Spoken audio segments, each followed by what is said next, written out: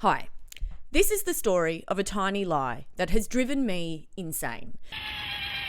It was first reported on a dodgy website in 2010 and has since made its way into the New York Times, The Guardian, scholarly journals, NPR, and a professor's book. Welcome to the Internet Reviewed, where today I'm doing something a little bit different from my usual stuff. The story involves journalistic malpractice, mysterious Chinese officials, a German artist, and a New York court case. Now, I readily admit this may well be the world's least consequential untruth, but I have become obsessed with it and I need to put it to bed and get on with my life. So here's where the story starts. I do some freelance writing for an architecture and urban design magazine. They recently asked me to write a 2,500 word feature article on the bench. Yes, that kind of bench. If you're wondering how anyone could write that many words about a bench, here's what my actual brief was. Anyway, when I started doing my research on benches, there was one crazy thing that kept coming up everywhere I looked. At Yantai Park in China's Shandong province, pay-per-sit park benches with a coin-operated timer had been introduced. Overstay your welcome, and small spikes would emerge to prod your posterior. Now this sounded absurd, a bench that you had to pay to sit on or it would stab you in the ass. But I was reading this in the New York Times. It was a letter of recommendation in their magazine, sure, but it was the New York Times. The park bench is an endangered species. In a world that wants you to pay for everything, public seating is becoming a luxury. And this article linked to where it had been reported in The Guardian in 2014. The authorities at Yantai Park in Shandong, China, introduced a pay-per-minute system for the use of its benches. Overstay your welcome, and you'll be treated to a series of studs that emerge suddenly and uncomfortably from the seat. Again, this sounds absurd, but it is The Guardian, I tend to trust The Guardian, but their link to that claim didn't work. This site can't be reached. So I started Googling China coin park benches spikes, trying to find the original source for this story, which was all over the internet. And by the way, not just on Facebook and Reddit and stuff. This story was being reported in respectable publications. I read about it in Places Journal, which describes itself as an essential and trusted resource on the future of architecture, harnessing the power of public scholarship. And their essay was an adaptation from a book published by the University of Chicago Press and authored by a professor. China's timed benches even made it into NPR's beloved game show, Wait, Wait, Don't Tell Me. Each of our panelists are going to tell you a story about a civic improvement. Guess which one is real. You'll win our prize. In this Bluff the Listener segment, a caller to the show has to guess which of three tall tales is actually true. Dozens of short, sharp spikes shoot out of the bench right into your keister. Just when you thought the Chinese government couldn't get any more repressive, they are literally going medieval on people's asses. That story was revealed as the supposedly true story on that episode, but I was starting to get sus. Pretty much all the articles mentioned that the Chinese authorities had got the idea from an art installation in Germany where sculptor Fabian Brunzing created a similar bench as a protest against the commercialization of modern life. Fabian Brunzing's artwork was called Pay and Sit the Private Bench, and here is a video of it in action.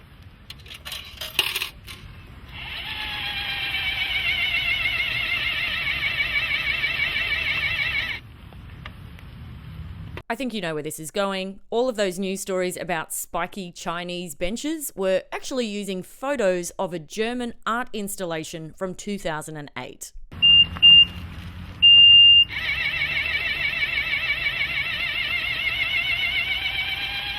I was starting to lose my mind. If China really had copied this guy's benches, why were there no images of their version anywhere? I Google imaged Yantai Park, nothing. I went through reviews on TripAdvisor and Lonely Planet to see if anyone had mentioned the benches. Nothing. I texted friends who had lived in China and asked if they had ever heard of this happening anywhere there. I've never seen this. It sounds like bullshit. It did sound like bullshit. But who would make this up? Why? And with such specific details. Yantai Park in Shandong province. And the thing that was really throwing me was that these stories had a quote. from a park official. We have to make sure the facilities are shared out evenly, and this seems like a fair way to stop people grabbing a bench at dawn and staying there all day. And I'm going, no one would make up a quote, would they? That's a pretty serious journalistic crime. So if somebody really had spoken to a Chinese park official, maybe there was some truth to this. Now, none of the stories I was looking at were original reporting. They all linked back to the same dead website that The Guardian had linked to. orange.co.uk/article/quirkies/new benches are a pain in the... Orange.co.uk was the website of a now defunct British telco company. And since it seemed to be the patient zero of this spiky Chinese benches story, I had to see what it said. So I put that URL into the Internet Archive Wayback Machine, a website that saves snapshots of the internet in a database so that you can go back in time to see how websites looked in the past. And jackpot. 16th August 2010. New benches are a pain in the... Now, the photo that went with the article wasn't preserved, but we do have the alt text for it, which is bench spikes/Europics. Europics is a clue. Remember that. And when you Google that alt text, you get a bunch of pictures of the German guy's artwork. I had to find out who wrote this article. So I searched LinkedIn for orange.co.uk, and after a few frantic minutes of light stalking, I found someone who'd worked as the digital producer at Orange in August of 2010. Wrote and subbed headlines, straplines, articles and blogs on orange.co.uk and its news and sport channels. Maybe he could help me. I spent $55 to get a LinkedIn premium account just so that I could send him a message asking, "Weird request, but can you please help me solve a tiny mystery to do with benches in China?" And I got a reply that night. $55 well spent. Hi Kirsten, I can't quite remember the name of the news agency that provided a lot of our quirky stories. Sorry. Good luck in your quest. Okay, so not quite a solution, but another clue. The story came from a news agency, but I was still kind of stuck. I had to Google harder than I'd ever Googled before.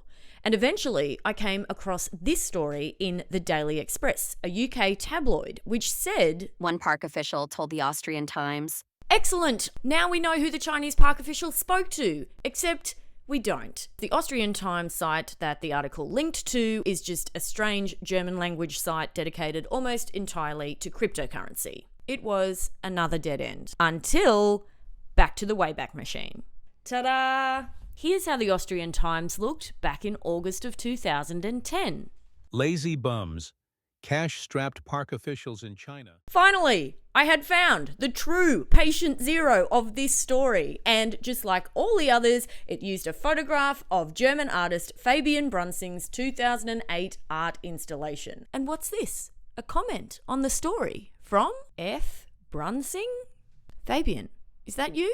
Nothing in this article is for real. The pictures have been taken by myself 2 months ago in a park in Berlin. The bench has been set up there for a video and photo shooting. This article has nothing to do with journalism. I explicitly distance myself from this. And there's a reply from the editorial team in the China newsroom. It was never declared that the Berlin project was for real, but it is a fact that the German idea has inspired the project to be set up for real in a Chinese park. We will be sure to cover the installation of the Chinese benches if it still goes ahead. Now you might be thinking, case closed, the spiky Chinese benches aren't real, you really should return to your family at this point. But you aren't brain damaged. I had to find out who was behind the Austrian Times. What kind of a person would reply to a comment calling out their bogus story with a written admission that it wasn't true? Whoever it was, they were running a whole bunch of similar sites. The Croatian Times, the Romanian Times. And look, I can't remember how I got to this next bit. My desktop is littered with screenshots that I can no longer make sense of. All I know is I got here thanks again to the Wayback Machine. Central European News and its sister agency Europix. Remember Europix? Is the biggest private news agency in Europe. This must be the news agency feeding the Austrian Times and everyone else. And where did they get their quirky stories from? We pay big money for your exclusive stories, pictures, and videos. Anyone who sent them in, apparently. But who were they? There was one clue. Management Catherine Quinn. Now, I couldn't find anyone by that name on LinkedIn who seemed to be the right person, but with a little bit more turbo Googling, I did find that name appear in some court documents. court documents relating to a lawsuit brought by Central European News against BuzzFeed. This case stems from an article published by BuzzFeed on its website, bearing the headline, "The King of Bullshit News." I will link to that court document in the description should you be interested in reading it. And just to be clear, Catherine Quinn was the news and picture editor for CEN, but the actual named plaintiff was another guy, Michael Leidig, the owner of the company. Now, the document also confirms the link between CEN and the Austrian Times. Plaintiffs also published some of these stories to websites they maintained, including the Austrian Times, Croatian Times, and others. Anyhow, let's take a look at BuzzFeed's 2015 article that got them sued. The King of Bullshit News. How a small British news agency and its founder fill your Facebook feed with stories that are wonderful, wacky, and often wrong. It is an extremely lengthy, thorough, and damning investigation into how one source managed to seed so many fake stories. You should read it. It's great journalism. It even has a subsection titled The Perfect Quote, describing the pattern of quotes in CEN's stories. CEN stories frequently contain lines from sources that no one else could track down or persuade to talk, including the local media. Anyway, I highly recommend reading that article in full. It is kind of incredible, and for what it's worth, BuzzFeed won their case. A federal judge on Wednesday dismissed Leidig's $11 million libel suit, finding that he had failed to show that anything in the article was false. I think we are at the end of this rabbit hole. I am 99.9% sure that there are no coin-operated spiky benches in Yantai Park in Shandong province in China. However, if anyone watching this video can prove that there are, I will be very happy to concede. We will return to regular programming with my next video. I'm working on a review of a channel that I think you will find really, really interesting, especially if you found this video interesting, and hopefully I'll have it out soon.